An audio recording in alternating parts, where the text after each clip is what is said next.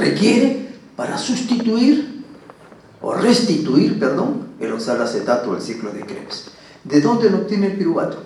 ¿Cómo hace la célula nerviosa para, o qué hacemos nosotros para proporcionar a la célula nerviosa piruvato? ¿Qué se le da al paciente? ¿Al paciente se le da? ¿Le van a dar piruvato? No puede. ¿Qué le dan? Le dan glucosa. ¿Está bien? Por vía endovenosa, glucosa. ¿Se le proporciona glucosa al paciente? Está entendido. Es decir, cuando los niveles de amoníaco son altos, ojo, y el cerebro tiene que eliminarlos, y para eliminar ese amoníaco tiene que utilizar el alfa-cetoglutarato, tiene que comprometer el ciclo de Krebs.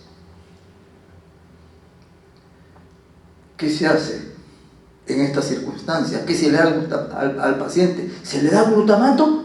En la sangre hay poco glutamato. ¿Se le da proporcionado bastante glutamato en la alimentación? De nada sirve. Entonces, porque la absorción del glutamato también está un poco limitada. Entonces, ¿qué se le brinda al paciente? Glucosa. ¿Para qué glucosa? Por la vía glucolítica forma piruvato. El piruvato ingresa a la mitocondria. Y en la mitocondria, por la piruvato carboxilasa, ¿qué forma? Oxalacetato. Y el oxalacetato alimenta el ciclo de Krebs para proporcionar alfa-cetoglutarato. ¿Está entendido? Bien. Como verán ustedes, todo esto tiene relación.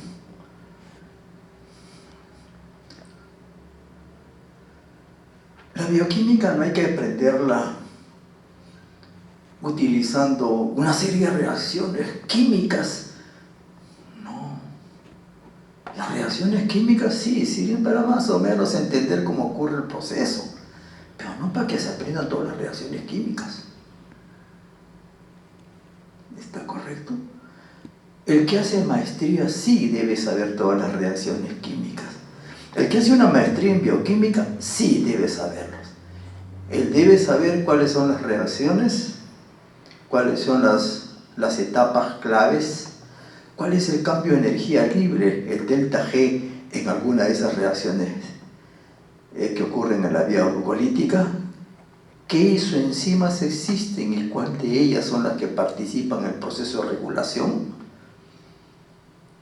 Nosotros hemos hablado de isoenzimas, pero no les hemos dicho, y de estas 3 isoenzimas, la que participa en mayor grado es esta de aquí, esta más o menos, y la otra casi ni participa.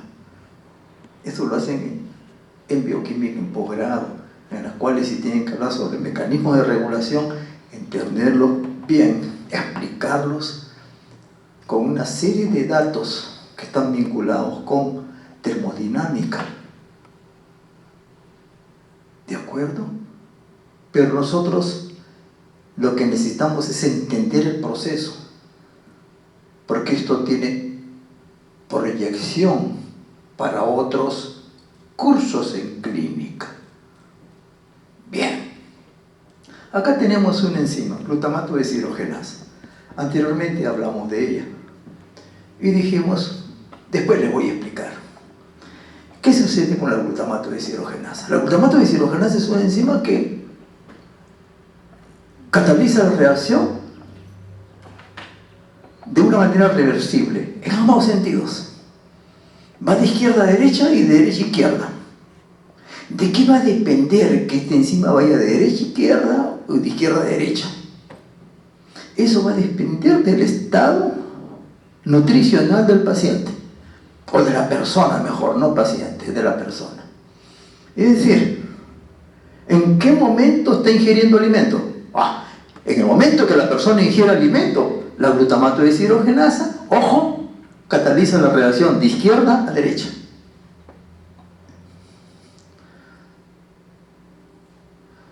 Yo tomo desayuno a las 5:30 de la mañana, 6, 7, 8:30 de la mañana. A las 9, esta enzima, ya son las 9 todavía, esta enzima, ahora en este momento, por ejemplo, en mi caso, la enzima está catalizando la reacción de izquierda a derecha, porque he ingerido alimento.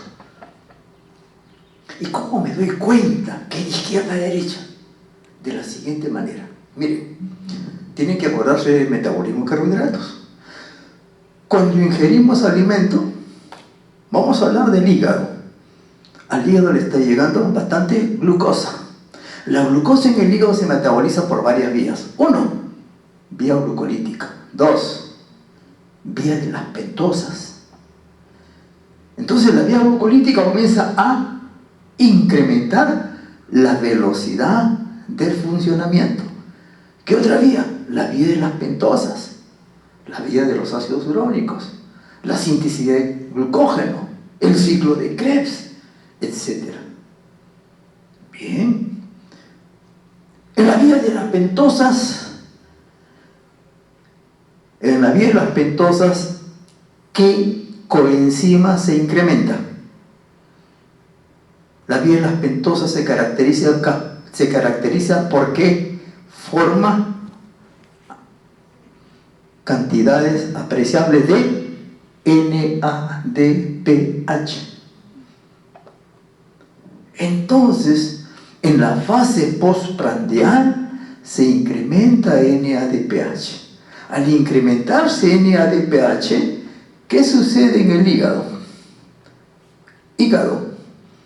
El amoníaco, que es el que está allá, con el alfa-cetoglutarato, ¿qué va a formar?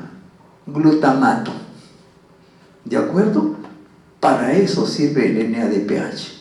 El NADPH también va a servir para sintetizar ¿qué cosa? Ácidos grasos.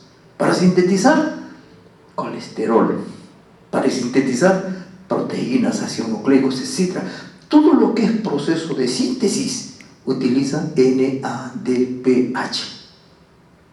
Y en este caso se utiliza para formar glutamato y eliminar ese amoníaco que en el caso del hígado está llegando proveniente principalmente del proceso de digestión. Entonces, como hay bastante NADPH, ¿de dónde proviene? 1, de la vía de las pentosas. 2, de la enzima málica. ¿Qué otra cosa hay en el hígado? Amoníaco. ¿De dónde proviene? Del proceso de digestión. ¿Qué otra cosa hay? Alfa-cetoglutarato. Y el alfa-cetoglutarato, ciclo de Krebs. Porque si ha incrementado la vía glucolítica, se incrementa el ciclo de Krebs. ¿Estamos bien? Bien. Se forma glutamato. El glutamato se estará utilizando para la síntesis proteica, por ejemplo, entre otras cosas, ¿eh? No solamente síntesis proteica, porque el glutamato puede formar también neurotransmisores. ¿Está correcto? Forma ácido gamma aminobutírico, que es un neurotransmisor. Bien, del cual vamos a hablar también ahora después. Pero una vez que pasan ya 3 horas y media, 4 horas, viene termina la fase postprandial y empieza la fase posabsortiva. En la próxima clase vamos a hablarles de la...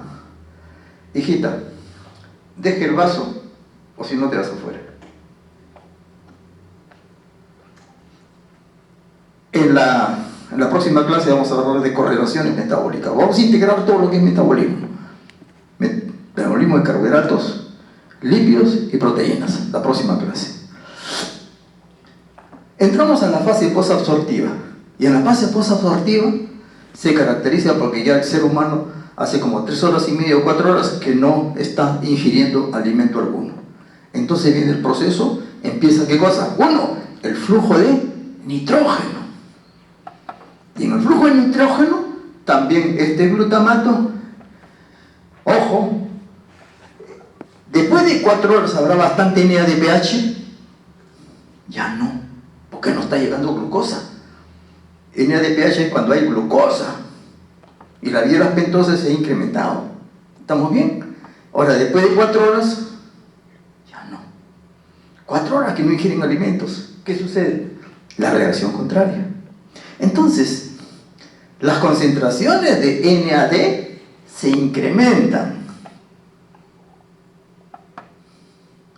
Y usted me dice, ¿y por qué no NADH?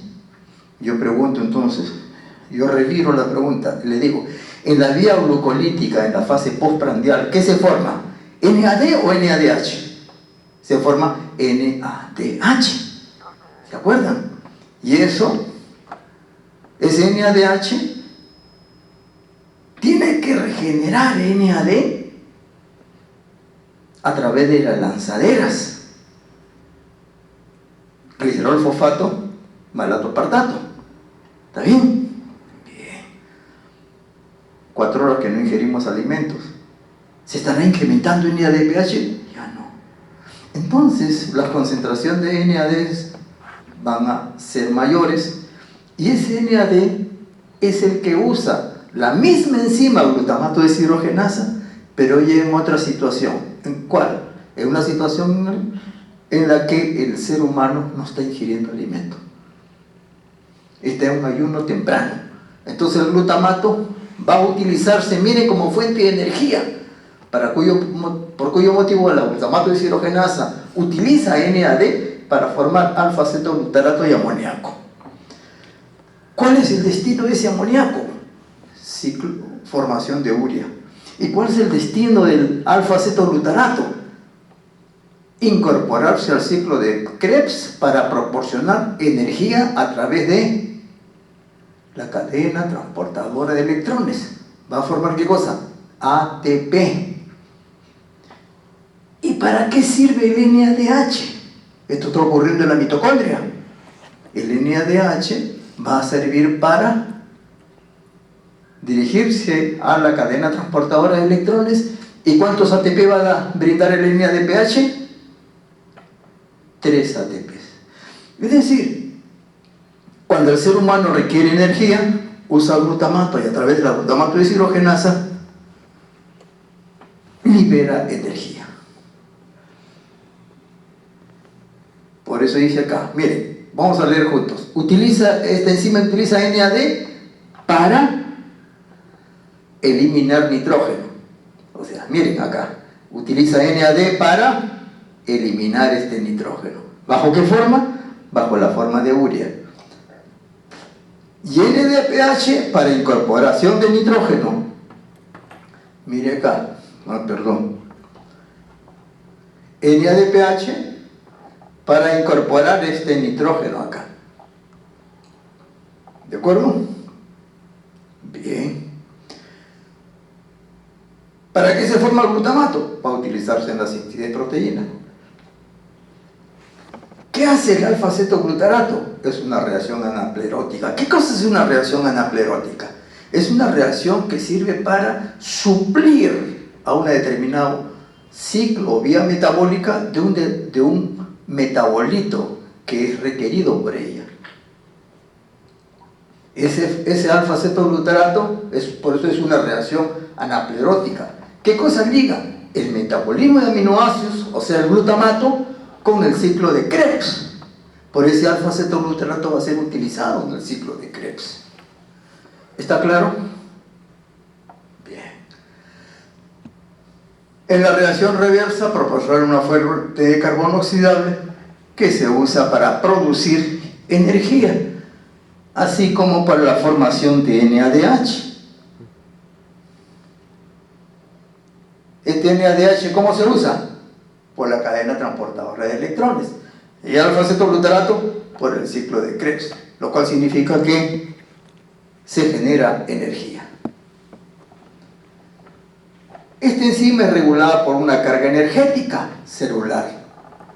Ya dijimos, en la fase postprandial ocurre de izquierda a derecha y en la posabsortiva de derecha a izquierda.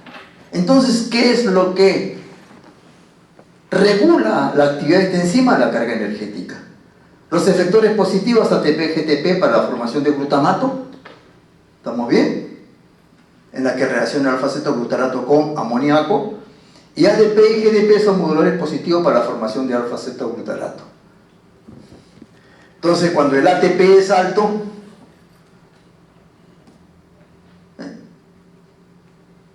la conversión en glutamato está muy comprometida, no ocurre. Cuando la carga energética es baja, el glutamato es convertido en amoníaco e intermediario del ciclo de Krebs, en este caso alfa-cetoglutarato. En resumen, acá tenemos en la mayoría de los tejidos, acá el músculo, el glutamato de muchos tejidos, por acción de la glutamina sintetasa, forma glutamina. La glutamina llega al hígado y en el hígado por la glutaminasa forma amoníaco que se va a utilizar para sintetizar urea. En los tejidos, el amoníaco que ocurre con desaminación oxidativa, con la glutamato deshidrogenasa, ¿qué forma? Glutamato. Y por transaminación alanina, la alanina que sale del músculo mayormente, en el hígado, esta alanina por transaminación forma glutamato, de glutamato por la glutamato deshidrogenasa forma amoníaco, y ese amoníaco sirve para sintetizar urea. Vamos a hablar del ciclo de la urea. La urea es un compuesto inerte, es un compuesto, cuando uno dice inerte entre comillas, porque no existe ninguna molécula que no haga daño al organismo. Todas en mayor, hasta el agua hace daño al organismo. Todas en mayor o menor extensión hacen daño. Naturalmente son necesarias, pero también hacen daño. La urea es un compuesto inerte, naturalmente comparado con amoníaco. El amoníaco es un compuesto extremadamente tóxico. Y el ser humano, en el ser humano, ¿qué ocurre? Ese amoníaco es convertido en urea. Y la urea es un compuesto que no produce mayor daño. El amoníaco con el anhidro y ATP van a reaccionar para formar el carbamoil fosfato por acción de la enzima carbamoil fosfato sintetasa 1. Esa enzima reacciona con ATP, anhidro carbónico y amoníaco para formar el primer compuesto del ciclo de la urea, que es carbamoil fosfato. Esa enzima es activada por la N-acetilglutamato. El carbamoil fosfato que se ha formado va a reaccionar con la ornitina para formar citrulina. Esta citrulina sale de la mitocondria, reacciona con aspartato, forma argininosucinato, y eso lo vamos a ver aquí, acá. Vamos a ver de una manera muy somera de qué manera está ocurriendo el proceso. Acá tenemos el amoníaco que está ingresando, acá el bicarbonato con 2 ATP, carbamil fosfato sintetasa 1, forma carbamoil fosfato. Ese carbamoil fosfato reacciona con la ornitina que está ingresando a la mitocondria y con la ornitina transcarbamilasa forma citrulina. Este grupo amino de aquí proviene del amoníaco. Aquí está el grupo amino del amoníaco. Esa citrulina sale de la mitocondria, reacciona con aspartato y con la enzima argininosucinato sintetasa, en presencia de ATP, forma argininosucinato. El aspartato contribuye, miren, con un grupo amino. ¿Estamos bien? Entonces aquí el argininosucinato tiene un grupo amino del aspartato y otro grupo amino del amoníaco. Luego una aliasa como esta argininosucinato aliasa forma fumarato que puede integrarse al ciclo de Krebs. Posteriormente, ahora no, estamos en la porción soluble, y forma arginina. Esta arginina, por acción de la arginasa, libera urea. Aquí tenemos la urea y ornitina. Aquí en la urea tiene 2 grupos aminos y un grupo carbonilo. Un grupo amino proviene del aspartato y el otro grupo amino proviene del amoníaco. La ornitina formada ingresa a la mitocondria, reacciona con el carbamoil fosfato y la enzima ornitina transcarbamilasa forma citrulina. Y de esta manera se cierra el ciclo de la urea. Este ciclo de la urea fue descrita por Hans Krebs. Él y otro investigador, otro bioquímico, es Henseleit. Hans Krebs describió tanto el ciclo de la urea como el ciclo que lleva su nombre, el ciclo de Krebs. Él vivió hasta los 80 y tantos años de edad, y pese a su edad avanzada, aún participaba en los congresos internacionales de bioquímica en el mundo. Y creo que lo hizo hasta la década del 60, más o menos. Todavía seguía escribiendo artículos científicos.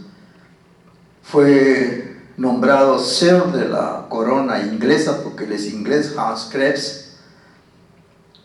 Pero cuando murió, yo leí en el Comercio un aviso, no un aviso, una noticia, de este tamañito era la noticia. Falleció Hans Krebs, un bioquímico, hizo tales cosas de este tamañito. Pero si hubiese muerto, sabe Dios quién, no sé, quién presumen ustedes, Mamani, saldría un aviso de este tamaño, ¿no? O si hubiese muerto, sabe Dios quién, un famoso ladrón de aquí, sale un aviso así grandazo. Hans Krebs, un aviso así chiquitito. Un aviso, gran noticia, que nadie la leyó, me imagino. Creo que yo fui uno de los pocos que leyó, Hans Krebs ha muerto, caramba, qué pena. De este tamañito, no más grande que eso. A una sola columna, no a dos columnas, a una sola columna. Bien. Sigamos con el ciclo de Laboria. Las enzimas del ciclo de Laboria son inducidos por una dieta alta en proteínas.